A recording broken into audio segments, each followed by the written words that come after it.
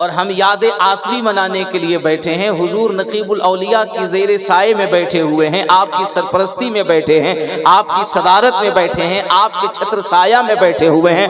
Attention please come here, آپ ادھر آئیے، آپ انہیں دیکھیے، یہ آپ کو دیکھیں۔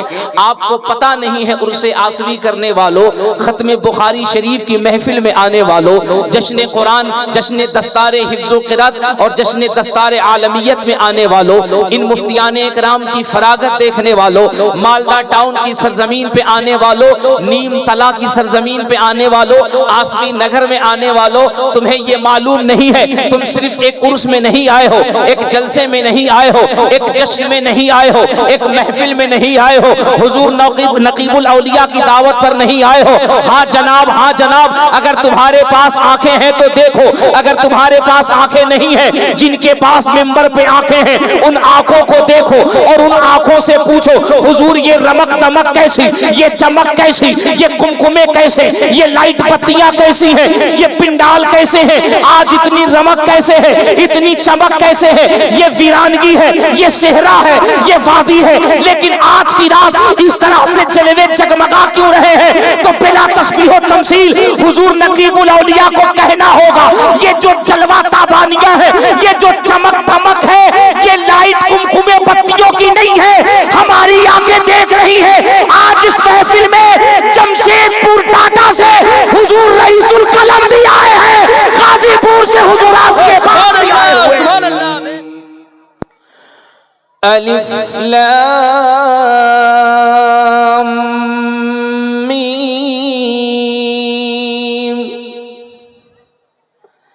ذالک الکتاب لا ریب فیہ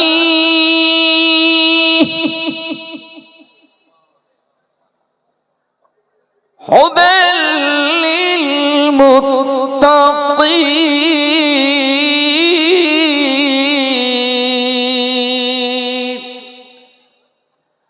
آمنت باللہ صدق اللہ العظیم وصدق رسوله النبي الأمين المتين المكين المبين المعين الكريم ونحن على ذلك لمن الشاهدين والشاكرين والذاكرين والحمد لله رب العالمين۔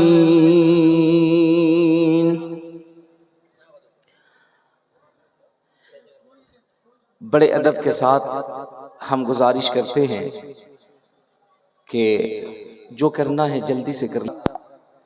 حوریں لے جاتی ہیں پوشاک پہ ملنے کے لیے، اس کی یاد منانے بیٹھے ہیں جس کی فکر کا عالم یہ ہے، فرماتے ہیں اخیر وقت ہے آسی چلو مدینے کو، نثار ہو کے مرے تربت پیمبر پر۔ بڑے عظیم گھرانے کا ذکر کرنے کے لیے آپ بیٹھے ہیں، تھوڑی دیر کے لیے اگر آپ دل لگائیں گے اور تھوڑی دیر کے لیے اگر آپ عقیدت سے بیٹھیں گے، ابھی یہ کرسیاں بعد میں بھی تو لگ سکتی تھی حضرت، میری تقریر کے بعد بھی تو لگا سکتے تھے نا۔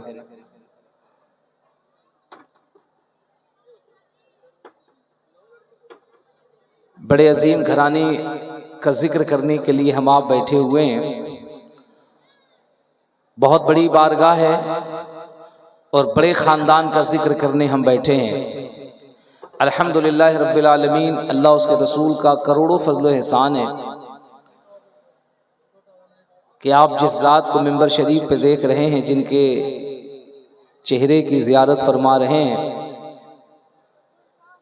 میں بہت پہلے سے تو حضرت کو نہیں جانتا تھا، نہ حضرت سے میرا تعارف تھا، لیکن یہ سچ ہے کہ جب حضرت سے مالدہ ٹاؤن کے علاقے میں ملاقات ہوئی تو اس میں کوئی مبالغہ نہیں ہے کہ پھر جو حضرت سے ایک بار عقیدت سے ملے پھر وہ حضرت کا ہی ہو جاتا ہے۔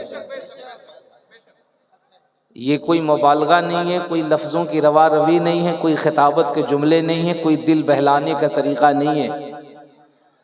سچی بات یہ ہے کہ انسان کے اندر اخلاص ہو، اس کے قلب کے اندر للہیت ہو اور اس کا وجود خلق خدمت کے لیے تڑپتا رہتا ہے تو بندہ ایک بار ملے تو پھر اسی کا دیوانہ ہو جاتا ہے۔ آپ یہاں جتنے لوگ بیٹھے ہیں آپ اپنی تعداد پہ مت جائیے، قطعی اپنی تعداد پہ مت جائیے۔ ہمارے نگاہوں کے کیمرے کے سامنے ہر دن کبھی 1000 ہوتے ہیں، کبھی 10,000 ہوتے ہیں، کبھی 20,000 ہوتے ہیں، کبھی 50,000 ہوتے ہیں، کبھی 5,000 ہوتے ہیں۔ تعداد میں اضافہ ہوتا ہے، تعداد میں کمی ہوتی ہے۔ ہم وہ لوگ ہیں جو کبھی بھی تعداد پہ بھروسہ نہیں کرتے ہیں، دامن سرکار پہ بھروسہ کرتے ہیں، ہے نا؟ اور ہم یاد آسوی منانے کے لیے بیٹھے ہیں، حضور نقیب الاولیاء کی زیر سائے میں بیٹھے ہوئے ہیں، آپ کی سرپرستی میں بیٹھے ہیں، آپ کی صدارت میں بیٹھے ہیں، آپ کے چھتر سایہ میں بیٹھے ہوئے ہیں۔ اٹینشن پلیز کم ہیئر، آپ ادھر آئیے، آپ انہیں دیکھیے، یہ آپ کو دیکھیں۔ آپ کو پتہ نہیں ہے عرس آسوی کرنے والوں، ختم بخاری شریف کی محفل میں آنے والوں، جشن قرآن، جشن دستار حفظ و قرات اور جشن دستار عالمیت میں آنے والوں، ان مفتیان اکرام کی فراغت دیکھنے والوں، مالدہ ٹاؤن کی سرزمین پہ آنے والوں، نیم تلا کی سرزمین پہ آنے والوں، آسوی نگر میں آنے والوں، تمہیں یہ معلوم نہیں ہے تم صرف ایک عرس میں نہیں آئے ہو، ایک جلسے میں نہیں آئے ہو، ایک جشن میں نہیں آئے ہو، ایک محفل میں نہیں آئے ہو، حضور نقیب الاولیاء کی دعوت پر نہیں آئے ہو۔ ہاں جناب، ہاں جناب، اگر تمہارے پاس آنکھیں ہیں تو دیکھو، اگر تمہارے پاس آنکھیں نہیں ہیں، جن کے پاس ممبر پہ آنکھیں ہیں ان آنکھوں کو دیکھو اور ان آنکھوں سے پوچھو حضور یہ رمک دمک کیسی، یہ چمک کیسی، یہ کمکمے کیسے، یہ لائٹ بتیاں کیسی ہیں، یہ پنڈال کیسے ہیں، آج اتنی رمک کیسے ہے، اتنی چمک کیسے ہے، یہ ویرانگی ہے، یہ صحرا ہے، یہ وادی ہے، لیکن آج کی رات اس طرح سے جلوے جگمگا کیوں رہے ہیں؟ تو بلا تشبیہ و تمثیل حضور نقیب الاولیاء کو کہنا ہوگا یہ جو جلوہ تابانیہ ہے، یہ جو چمک دمک ہے، یہ لائٹ کمکمے بتیوں کی نہیں ہے، ہماری آنکھیں دیکھ رہی ہے۔ آج اس محفل میں جمشید پور ٹاٹا سے حضور رئیس القلم بھی آئے ہیں، غازی پور سے حضور آسکے پاک بھی آئے ہوئے۔ سبحان اللہ، بے شک سبحان اللہ۔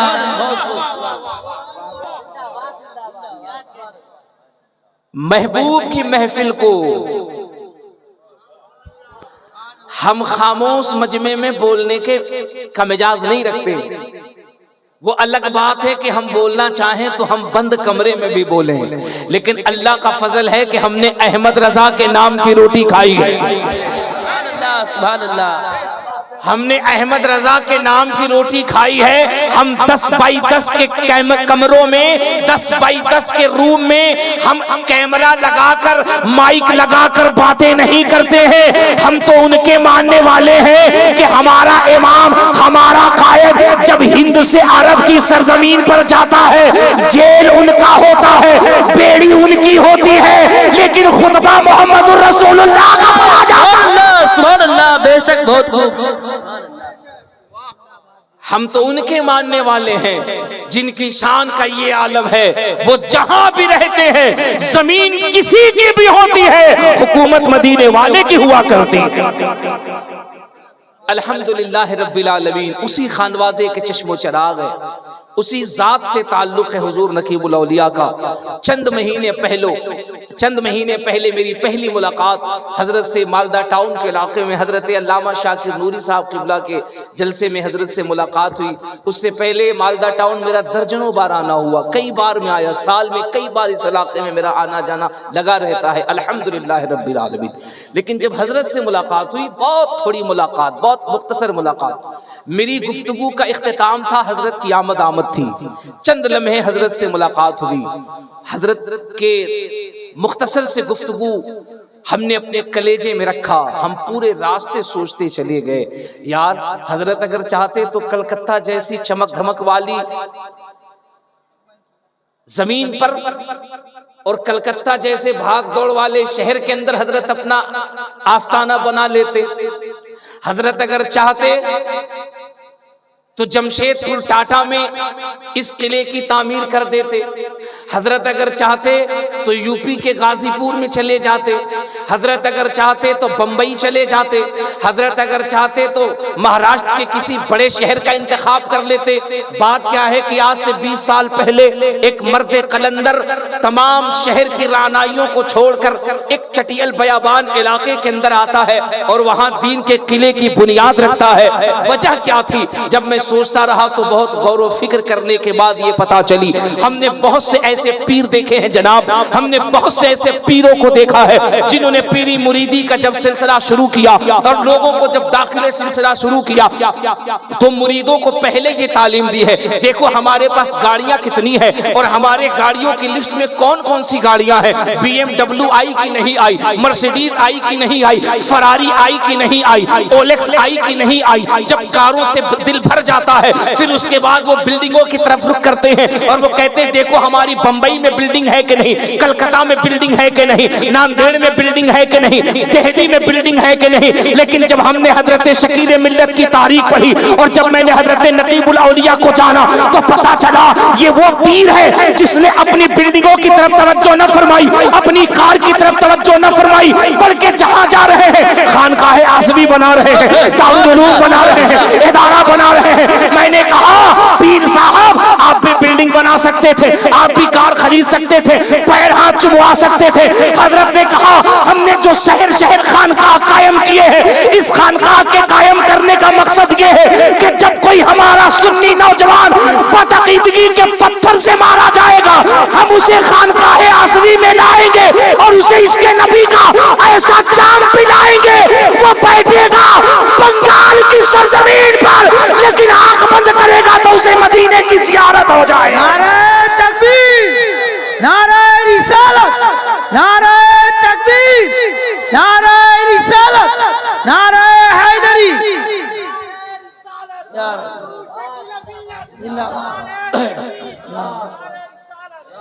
صاحبو ہر دن ہماری ملاقات، اچھا اللہ کا کرم دیکھو، اللہ کا کرم دیکھو، میں رات گجرات کے علاقے میں تھا، اب چونکہ حضرت کا حکم تھا اور میرے محب میرے کرم فرما جناب محترم بھائی قربان صاحب جن کا بڑا اصرار تھا، ان کا نام قربان ہے لیکن مجھے یہ لگتا تھا کہ حضرت نے ان کو اپنا جناتی موکل بنا کے میرے پیچھے چھوڑ دیا۔ سبحان اللہ، سبحان اللہ۔ کوئی ایسا دن نہیں ہوتا تھا کہ ان کے 5 کال نہ جاتے ہو، وہ کہتے ہو حضرت آپ نے آنا۔ میں نے کل ان سے کہا، میں نے کہا کہ حضور شکیل ملت کی بارگاہ میں فقیر کی طرف سے یہ عریضہ پیش کر دیجئے گا کہ میں معذرت چاہوں، بہت دور کا سفر ہے، بہت مشکل کے ساتھ بہت بھاگ دوڑ کرنی ہوگی، میں نہیں آ سکتا۔ اب دیکھیے حضرت اپنے لوگوں کو ٹرینڈ کیسے کرتے، انہوں نے کہا اگر آپ نہیں آئیے گا تو آپ کو پتہ نہیں ہے حضرت کے جو مرید ہیں نا وہ صرف انسان ہی نہیں ہے۔ میں نے کہا اچھا، انہوں نے کہا اگر ایک جنات کہیں دوڑا دیا گجرات کی طرف تو سوچئے کیا ہوگا۔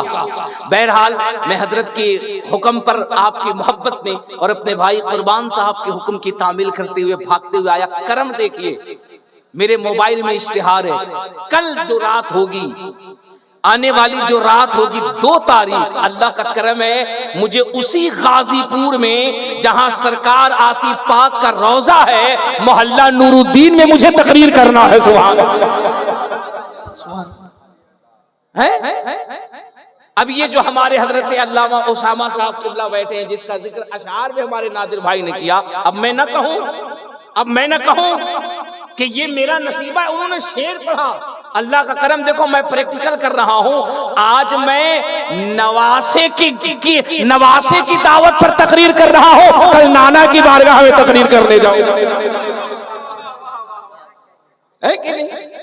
یہ بزرگوں کی عطا ہوتی ہے، بزرگوں کا کرم ہوتا ہے، بڑے کرم کی بات ہے صاحب۔ ہر رات کہیں نہ کہیں ملاقات ہوتی ہے لوگوں سے، اور ممبر شریف پہ اکثر ہمارے پیر صاحبان ہوتے ہیں، اللہ ماشاءاللہ چند کو چھوڑ دیجئے تو ہم سے آپ سے حالت چھپی نہیں ہے، لیکن میں پوری ذمہ داری سے کہہ رہا ہوں، دنیا سنتی ہے سوشل میڈیا کے ذریعے سے، میں پوری ذمہ داری سے کہہ رہا ہوں، ہندوستان کی سرزمین پر اگر حضور شکیل ملت جیسے ذمہ دار ہمارے 1 درجن مشائخ ہو جائیں تو ہماری قوم کی 90% جہالت کو ختم کر کے ان کے کلیجوں میں علم کی روشنی کو ڈالا جا سکتا ہے۔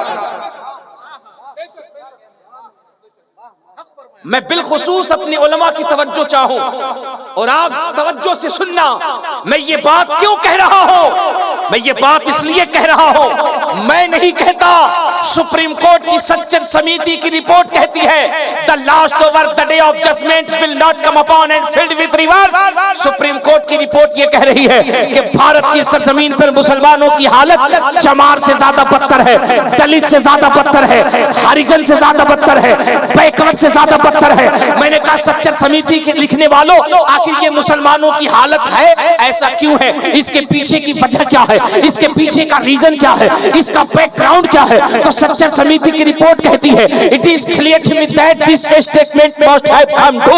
वो कहते हैं इसकी वजह यह है कि मुसलमान एजुकेशन में only 2% है। मुसलमान का एजुकेशन ग्राफ गिर चुका है। मुसलमान एजुकेशन में स्टेटसलेस है। मुसलमान के पास एजुकेशन नहीं है। मैंने कहा या अल्लाह, क्या मुसलमान के पास पैसा नहीं है? मुसलमान के पास दौलत नहीं है? मैं ये देख रहा हूं कि एक एक आदमी 10-10 बिल्डिंगें बना रहा है, एक एक पीर 20-20 बिल्डिंगें बना रहा है, एक एक पीर के पास 20-20 गाड़ियां हैं, एक एक पीर के पास 10-10 नौकर हैं। एक फ्लैट बंबई में है, एक फ्लैट कलकत्ता में है, एक फ्लैट गुजरात में है, एक फ्लैट मद्रास में है। 10 वहां नौकर चाकर, 10 यहां नौकर चाकर, 10 यहां गाड़ियां, 10 वहां गाड़ियां। मैंने कहा यार, आखिर ये कौम इतनी गरीब है तो पीरों के पास इतने पैसे कहां से आते हैं? और वही पलट करके जब मैंने हजरत शकील मिल्लत की जिंदगी देखी तो मैंने देखा हजरत ये ज़बाने हाल से कह रहे हैं आओ आओ देखो, हम भी तो पीर हैं, हम भी तो मशाइख हैं, हम भी तो किसी खानकाह के चश्मो चराग हैं, लेकिन आकर देखो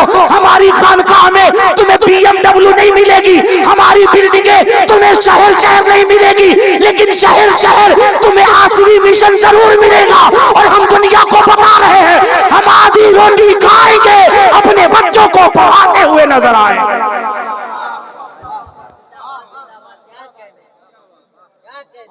ये बहुत बड़ी बात है साहब, बहुत बड़ी साहब, बहुत बड़ी बात है। खुदा की कसम, अल्लाह जब किसी को अच्छे मनसब से नवाजे फिर वहां पहुंच करके गरीबों का ख्याल रखना, यही तो गरीब नवाज के दीवानों की पहचान होती है।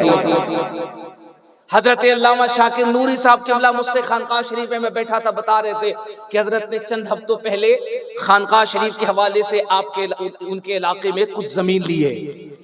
मैंने कहा ये कमाल इनका नहीं है, कमाल जिस घराने से इन्होंने निस्बत रखी है उस रईसुल कलम के मिजाज का ये आलम था कि अल्लामा अरशदुल कादरी अगर जमशेदपुर में है तो भी काम कर रहे हैं, पटना में है तो इदारे शरैया की शक्ल में है, बरेली जा रहे हैं वहां भी काम कर रहे हैं, दिल्ली जा रहे हैं तो वहाबियों देवबंदियों के नरगे में किताब लिख रहे हैं, एक सफर दिल्ली से सहारनपुर तक हॉलैंड जा रहे हैं वहां काम, इंग्लैंड जा रहे हैं वहां काम, न्यूजीलैंड जा रहे हैं वहां काम, जिम्बाब्वे जा रहे हैं वहां काम, हरारे जा रहे हैं वहां काम। बल्कि ये कह लो पूरी दुनिया में अगर बानिए मदारिस कसीरा का अगर किसी को खिताब दिया जाए तो ये बात हजरत रईसुल कलम की जात पे फिट बैठ जाया करती है। इतना बड़ा काम किया हुजूर रईसुल कलम ने। हरारे गए, अपने बेटे के लिए जमीन न ली, अगर सवाल किया है तो मुस्तफा के दीन के लिए सवाल किया है। और जरा जोर से जोर से जोर से जोर से सुभान अल्लाह सुभान। मैंने बताया ना मैं उस इजाज का मौलवी हूं, 5 मिनट में जलसे को आसमान पे ले जाऊं, कोई बड़ी बात नहीं है मेरे लिए। सोशल मीडिया पे मेरी गुफ्तगू भरी पड़ी है, देख लो। लेकिन जब अहले इल्म के दरमियान बैठो और बुजुर्गों की बारगाह में बैठो तो फिर हाले दिल सुनाओ, दर्द दिल सुनाओ, जी आपके लिए बहुत जरूरी है। हुजूर रईसुल कलम की जिंदगी देखो, अपनी औलाद के लिए कभी भी नहीं मांगा। अच्छा ये पूरा घराना देख लो, पूरा खानदान देख लो। हजरत रईसुल कलम अल्लामा अरशदुल कादरी अलैहि रहमा की जब पूरी जिंदगी देखो, पूरी बायोग्राफी देखो तो आपको पता चलेगा। पता है ये जात कैसी जात है। मैं जब तारीख में पढ़ता हूं तो हैरत में पढ़ता हूं, अल्लाह ने इन घरानों को ये खुसूसियत अता की है, ये जब भी जीते हैं तो अपने बच्चों की फ्यूचर के लिए नहीं जीते हैं, वो नौजवानाने अहले सुन्नत के मुस्तकबिल के लिए जिया करते हैं। ये अल्लामा अरशदुल कादरी की जो निस्बत है वो घूसी शरीफ से है। حضور صدر الشریعہ کی بارگاہ سے ہے، اور حضور صدر الشریعہ علامہ امجد علی اعظمی علیہ رحمت و رضوان کا جو جسد خاکی تھا، جو بمبئی سے بائی ٹرین لایا گیا تھا، اس جنازے کو لانے والی جو ذات تھی وہ حضور رئیس القلم کی ذات تھی۔ میں تاریخ کا مطالعہ کر رہا تھا، میں نے دیکھا حضور صدر الشریعہ نے پوری زندگی اپنے بچوں کے لیے کبھی نہیں مانگا۔